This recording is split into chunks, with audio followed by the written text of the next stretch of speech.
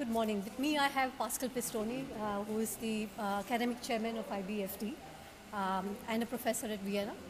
And he was also on the panel this morning, one of the co-general reporters for the subject on taxpayers' fundamental rights. It was an excellent panel, Pascal. What was your key takeaway or giveaway to the audience at IFA today? The effective protection of taxpayers' rights needs to be timely. Rights are not just there in theory, but to be effectively enforced. And an effective protection requires that you do not go for compensation of damages, but you prevent damages from occurring. Pascal, you mentioned that not enough has been done. Neither UN nor OECD has it on their agenda to take the institutional framework for the taxpayers' rights. What would you like to suggest? I think that we have seen a global dimension.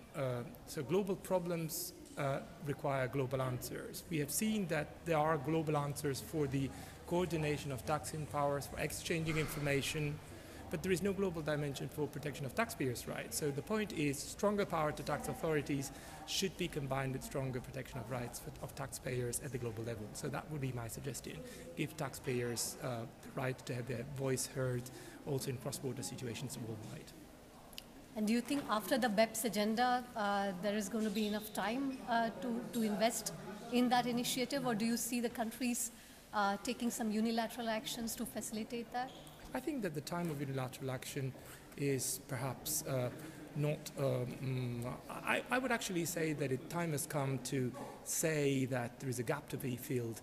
IFA, with this general report, wanted to make the point that we should consider to make efforts also in order to protect taxpayers' rights.